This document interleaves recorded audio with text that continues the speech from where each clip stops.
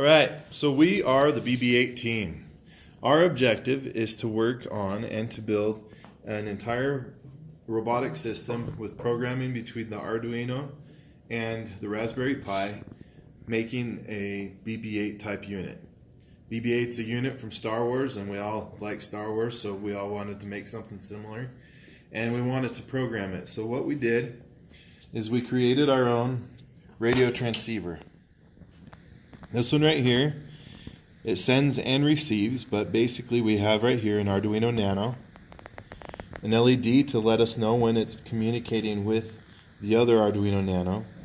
We have two PS2 joystick controllers. They have a Y, an X, and a button. Oh, sorry, I'm pushing buttons and power's on. So also, here is a voltage regulator to make sure we have a clear voltage signal that goes to our RF transceiver. This is where the signal is actually sent. And then on the bottom, we have 4 AA battery pack, and this is all laser cut and SolidWorks and everything like that. So basically, 2 potentiometers go through, send an analog input to the different pins on the Arduino Nano. The Nano interprets those as voltage differences, assigns them to variables which then are in our programming, which are included in the link, and that makes it so that this can go and send certain values to the receiving side, which then is interpreted as go forward, backwards, left, right, or whatever. Right. So here is the internals of the BB-8 unit. This part right here, again, is one of those RF transceivers. It is connected to a voltage or a signal cleaner, basically.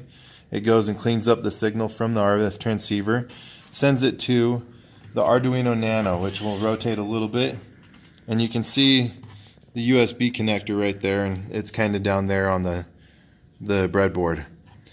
Then on the other side, the Arduino Nano receives those values, and it sends out a pulse width modulation to one motor or the other motor through this dual H bridge. And then it uses a high-low signal that's sent out from 2 other pins per motor, which then control the direction of the motor. So that's what the dual H bridge does. In the programming, in the code, we basically receive those X and Y values from the remote, and it ends up coming through and ends up changing and controlling the direction and speed of the motor. So then that Arduino Nano also receives, when a button is pushed, that button is going to go and send a high value to a GPIO pin on the actual Raspberry Pi. The Raspberry Pi has all the audio played or recorded in there and is storing it and acting like an MP3 player. This blue thing that you see here and that jack right there is the battery pack specifically for the Raspberry Pi. So there's these pins that come out from the Arduino and they go and connect to the GPIO pins, and we have some resistors on there to drop it down to 3.3 volts when it actually hits it, because the input voltage for the GPIO pins is 3.3. So when that happens, then the audio actually plays. Now we'll demonstrate that later. Also, the Arduino then controls 2 different servos inside the body. One right here, which is connected by a control rod to the internal neck, basically, and another one where it's connected to another control rod on the head, basically controlling forward and backward movement of the neck, like you can see. And on the end are going to be some magnets, which is going to be attached to the other parts. Now, you'll also notice that there's a 2200 milliamp hour 30C battery. That one would supply plenty like power to what everything else we need. And then there's also a speaker basically in there, a self-powered speaker, a battery-powered speaker, and then a 3.5 millimeter headphone jack that comes from the Arduino or the Raspberry Pi all the way to the speaker. So inside, the output from the dual H bridge actually goes into the motors there. So that is a 220 RPM geared motor. It's an eccentric motor, so it's actually not directly in line with this drive shaft. And basically the motor inside is a 5,000 RPM motor that's geared down to 220 RPMs. So then there's one here on this side and one here on this side that both of them are tied directly to these shafts right here. No need for external gears or any other gearboxes. And this is basically a laser cut wheel that has rubber band on the outside that has amazing traction. So it's pretty good. The frame itself, we had another frame that we prototyped and it didn't work too well. As you can see, there's axis here, another axis here, one here, and one down here. And basically with all the four of those, we can collapse up the arms and the legs to make it so it can fit through this little hole like that. And we can fold everything up. Another inspiration from Star Wars, just like one of the Imperial shuttles. Yeah, so these things fold down, and that disc with all our electronics was able to fit through kind of like the guts of the program afterwards. So we were able to fit everything through this little hole that you see here. We did add some little pieces of plastic to provide support for the head or the cap there. We also put a spring here to make the movement more even, so that when the ball that is not perfectly spherical had movement, that it was able to take some of the shock from that. And then I'm not sure if I talked about it yet, but that is a 2200 milliamp hour 30C LiPo battery, and it's 11.1 volts nominally, so it gives out plenty of power to be able to do everything we need to do here. As you can see here, here's the joystick. When it gives a positive Y direction, basically it causes BB-8's head to go forward.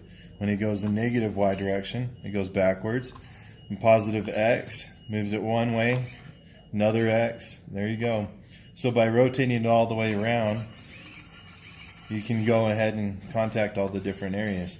Now this right here these are a bunch of neodymium magnets, and these are basically half-inch ball bearings. So we created this to try to create a way where these would provide the friction or decrease the friction on the inside of the acrylic sphere, but these would still provide the magnetic force required to be able to hold the head on. We said before, our objective was to learn how to program the basic functionality of a BB-8. So we have the head servos, which you saw before, with the forward and the back and side to side. So the left or the right joystick, as he moves it forward, will be able to move the ball, which is going to simulate where the head would be, back and forth. And so as you can see, it moves it back and forth, forward and back, using magnets on the other side of the ball. We have yet to figure out the mechanical side of that and how to make it work. But the programming all works exactly like we want it to.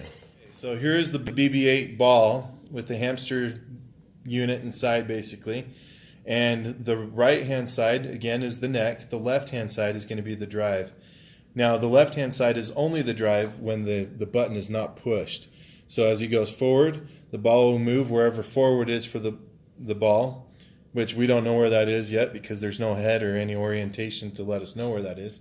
So he'll push forward and we'll see where that is. Okay, so that's forward.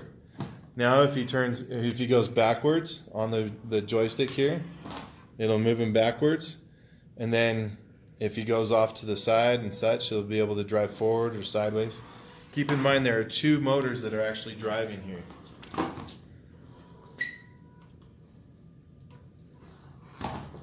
And because the ball's not completely spherical, because as you can see, one or two little cracks and a whole lot of duct tape to cover it, basically the ball gets into low and high spots and it doesn't roll exactly like we want it to.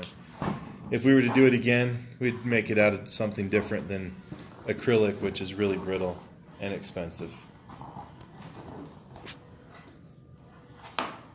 Also, on the right hand side, when the button is pushed on the joystick, on the right joystick, then the audio will play. And we don't know how that'll come through on the phone, but we'll see how that goes.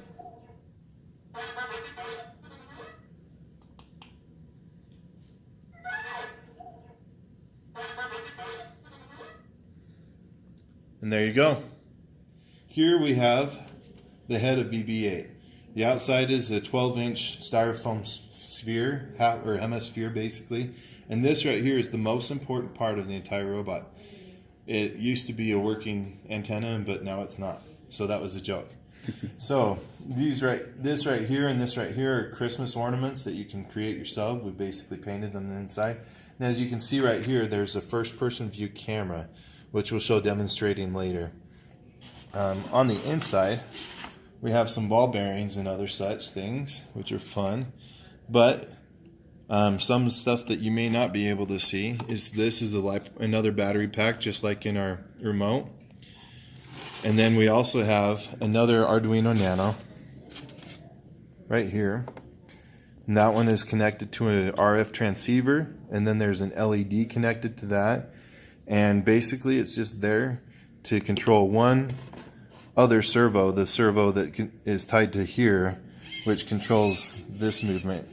And the opposition to the motor, or the magnets holding right here, and this part all being connected to the top part of the motor, makes it so that when it moves, it can turn BB-8's head. Then also the Arduino Nano is acting as a voltage regulator for the first-person view camera, which also ends up sending the video signal directly to a receiving part, which is right here and plugs directly into a USB port on your computer. So this bottom part stays fixed and it gets attracted by the magnets, and when he pushes the button and then moves the joystick one direction or another, it'll actually rotate the head of BB-8. And obviously when you push the button again, it sets back to neutral. So you can move it, let it sit there, and you can drive around, and then as soon as you push the left joystick button again, it'll move back to neutral.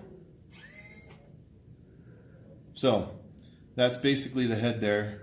We'll show the camera in a little bit. Using an app called free2x.com, you can actually plug in your 5.8G UVC receiver here, and it'll communicate with your first-person view camera. So I'm going to turn on the power. It's a 5-volt power inside, and as you can see in the back, there's the guys taking the camera pictures, and we can rotate around. This is how you basically set it up. You have to go down to camera. So we're going to close, and as you can see, you're going to see what BB-8 says. Now as Alberto goes and controls the head, you'll see that it controls where you're actually seeing. And there's a little bit of a delay on this program. There was another one that was a little quicker, but that one costs money. This one's free. That's always nice. And then we have a fancy little LED that flashes inside, which you can see. That's pretty. And that's our project. So we got all our electronics and programming done like we wanted to in the first place.